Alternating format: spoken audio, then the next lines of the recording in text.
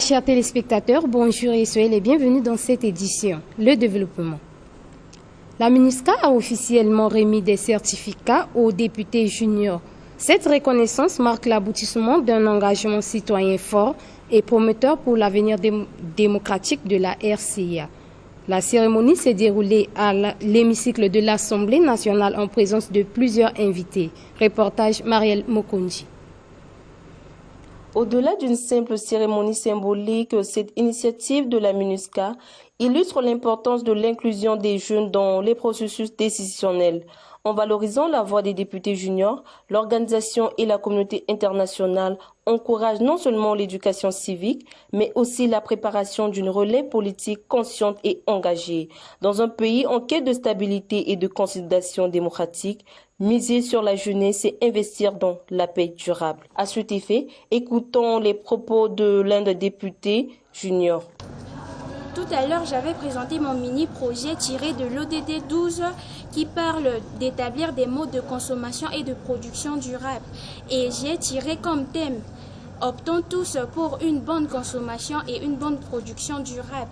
Et j'ai dit, la consommation est indispensable dans la vie quotidienne sur tous les plans, que ce soit côté nourriture, habits, vêtements, voitures, tout. Sur tous les plans, c'est la consommation que nous faisons. Et pour parler de la consommation, nous devons d'abord parler de la production. Parce que sans la production, nous ne pouvons pas parler de la consommation.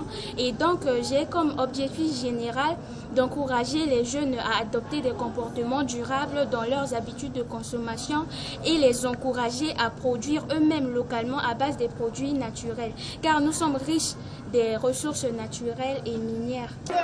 C'est un fruit, c'est le résultat de travail bien fait par les encadreurs. Et je tiens d'abord à exprimer toute ma reconnaissance aux coordinateurs et toutes les équipes d'encadrement qui ont su leur inculquer certaines valeurs. Et vous savez, le monde évolue. Le monde évolue aussi dans d'autres pays. Il y a ces députés juniors qui existent. Et chez nous, je crois que ça fait des années aussi. Et ils viennent par promotion. Et je suis très ravi aujourd'hui d'assister à l'investiture de nos enfants aujourd'hui. Vous savez, on dit qu'aux âmes bien nées, la valeur n'attend pas le nombre d'années. C'est des enfants. Et quand j'ai vu un petit enfant de 6e qui s'est bien exprimé, il a donné des projets. Donc ça veut dire que nous sommes en train de s'aimer des bonnes semences pour l'avenir du pays. Et c'est eux qui vont prendre la relève. Et vous savez, c'est un combat au niveau international. Et si déjà nous préparons nos enfants, nous préparons nos jeunes pour affronter aussi ceux d'autres pays, nous devons être fiers de nos réalisations.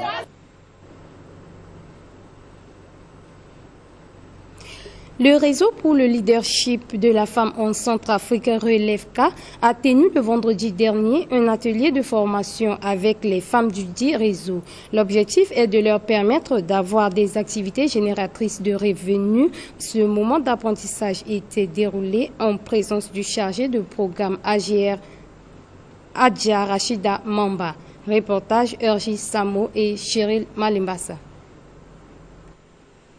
Le réseau pour le leadership de la femme en République centrafricaine a décidé de tenir un atelier de renforcement des capacités dans divers domaines.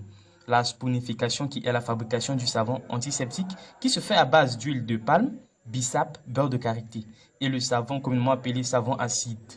La couture et la transformation alimentaire qui s'inscrit dans la fabrication des poivres blancs et noirs, y compris la pâte d'arachide.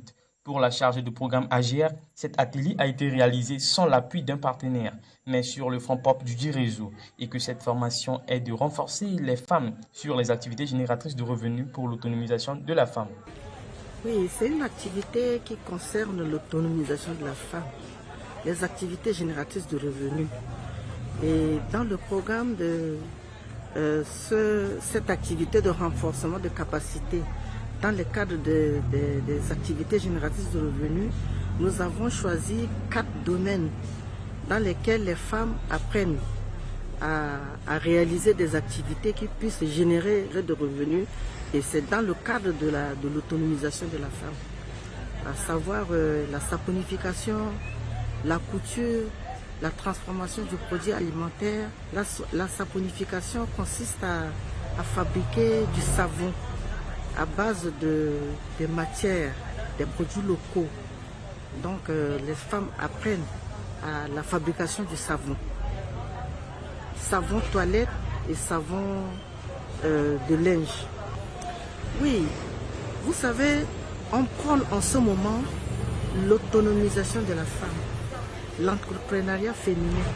Donc c'est à travers de ces petites activités qu'on pourra évoluer. Si on a les techniques, on a eu une expérience dans tel ou tel domaine d'agir, on peut essayer de faire la transformation et on peut essayer de peaufiner nos connaissances pour pouvoir sortir des produits et mettre sur le marché. Et ça va dans le cadre de l'autonomisation de la femme. Avez-vous reçu un financement pour pouvoir réaliser ces activités? Bon, nous avons réalisé ces activités sur fonds propres du RELEFCA. Nous n'avons pas reçu un financement de l'extérieur.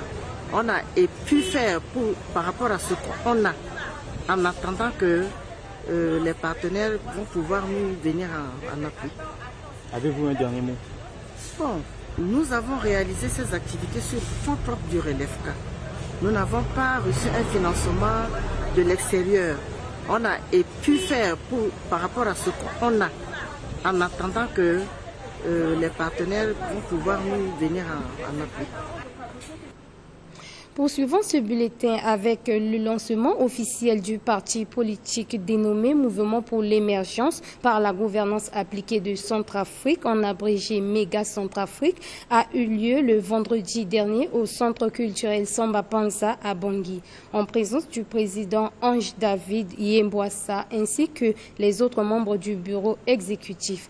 On en parle avec Hélène Elenga. Au cours de cette conférence de presse, le parti politique Méga Centrafrique a lancé officiellement ses activités, tout d'abord par la présentation de son président Ange David Yembouassa. Il a expliqué de long à large dans sa présentation les motivations qui ont conduit à la création de ce parti, la vision politique et les objectifs du parti. Également, il a adressé un message fort à la population centrafricaine de s'aligner derrière ce nouveau parti qui vient de naître. Par conséquent, ce parti n'est en opposition avec aucun autre parti, mais plutôt qu'il œuvre pour la bonne cause qui est le bien-être collectif selon l'orateur. Il est à noter que cette conférence de presse est organisée par le Méga Centrafrique, a vu la participation massive de la presse centrafricaine pour relayer les bonnes informations.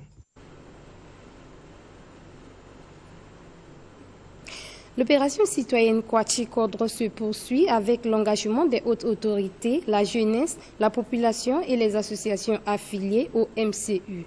Pour le samedi dernier, l'association politique Touadéra Merci était à l'hémicycle des affaires étrangères pour se joindre au personnel du dit ministère en vue de mettre de la propriété dans le dit département. Les détails dans ce reportage. Comme à l'accoutumère, l'activité citoyenne de ce jour consiste à rendre propre, salubre ce ministère à travers le nettoyage, le désherbage des locaux, afin que le personnel du dit ministère puisse travailler dans un environnement sain. Et aussi, c'est pour dire que ce ministère soit une vitrine du pays compte tenu du sommet des chefs d'État de la CEMAC qui se tiendra ultérieurement à Bangui, a déclaré le coordonnateur général de l'association Touadéra Merci. Notre motivation se démontre par le fait de dire merci au chef de l'État, professeur Faustin Archange Touadéra, qui a déployé des efforts, qui s'est donné en tant que père de nation avec la diplomatie qu'il a mis en place pour qu'aujourd'hui ce ministère a trouvé sa dignité. Nous tenons d'abord à exprimer notre gratitude à l'endroit du ministère des Affaires étrangères qui n'a ménagé aucun effort pour qu'aujourd'hui, sous la très haute motivation du chef de l'État, le pays a accédé sur le plan diplomatique à la levée totale de l'embargo sur nos armes et sur nos diamants. Et c'est ce qui a fait aujourd'hui que le pays a eu la possibilité d'avoir sa pacification, d'avoir la libre circulation, d'avoir le vivre ensemble, d'avoir le retour à la paix durable. Et au regard de ces actions salvatrices que nous nous sommes dit, cette association dénommée Touadéra Merci ne veut pas rester à l'écart de ces grands efforts qu'a mené ce ministère des Affaires étrangères sous le haut parrainage du chef de l'État, professeur Faustin Archange Touadéra. Nous avons décidé de venir contribuer à l'assainissement et au désherbage de ce ministère pour mettre l'ensemble du personnel qui travaille dans ce ministère dans un environnement de travail sain. La Fédération nationale des éleveurs de Centrafrique, FENEC, dans le cadre de l'opération Kwachikoudron, le directeur général Ousmane Tchéou a procédé le 30 août à l'opération citoyenne dans les locaux de la dite structure.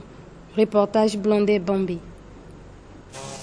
Je suis très satisfait parce que nous recevons aujourd'hui le ministre de l'élevage, lui-même en personne, qui est venu avec tous les cadres de son département pour nous appuyer de Kwachikoudron, que le chef de l'État a initié. Nous sommes très contents de voir le ministre avec tout son staff avec nous pour nous encourager à travailler, à faire en sorte que l'environnement du travail aussi soit sain. D'abord, vous savez que le chef de l'État a mis en place cette opération.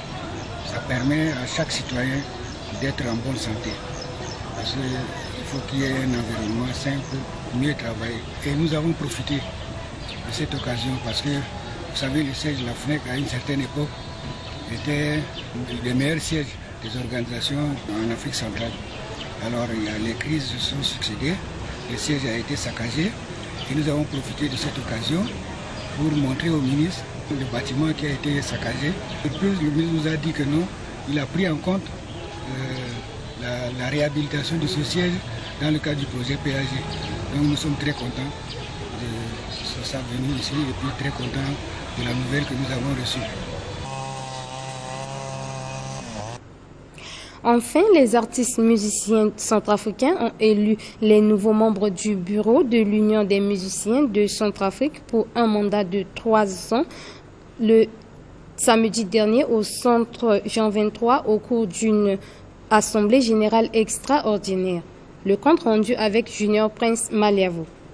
Après les multiples crises qui ont secoué l'environnement musical centrafricain ces derniers temps, les artistes musiciens membres de l'Union des musiciens de Centrafrique en sigle UMC ont désigné ce jour 9 nouveaux membres du bureau pour un mandat de 3 ans afin que ce bureau puisse donner à cette organisation sa lettre de noblesse et renouveler l'adhésion de l'UMC dans des structures musicales de l'Afrique et de l'international. À l'issue de cette élection, M. Armand Toaboy est désigné par ses pairs à la tête de ce bureau pour relever les défis qui minent ce secteur. J'exprime ma gratitude à l'égard des artistes qui ont porté leur choix sur ma modeste personnalité et c'est ensemble que nous allons travailler, indique le nouveau président. Déjà pour le premier défi, dans la semaine, il faut que l'UMC trouve un bureau digne pour que les artistes puissent venir dans ce bureau pour trouver les gens qu'ils ont choisis pour les aider, pour mettre des démarches à faire, parce qu'on a beaucoup de choses à faire. On devait commencer par les formations. Il y a des formations à faire sur la musique, aux musiciens, électronique, il y a beaucoup de choses à faire. Mais déjà, dès la semaine prochaine, il faut qu'on trouve un bureau, un endroit que les journalistes, quand ils ont des questions à poser aux dirigeants de l'Union des musiciens centrafricains, peuvent venir nous trouver.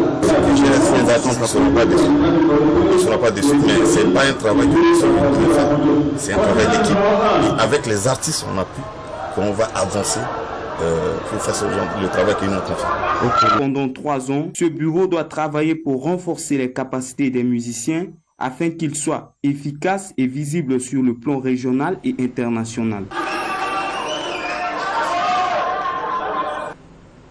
Mesdames et messieurs, c'est la fin de ce bulletin en français. Merci de l'avoir suivi et restez pour la version en langue nationale.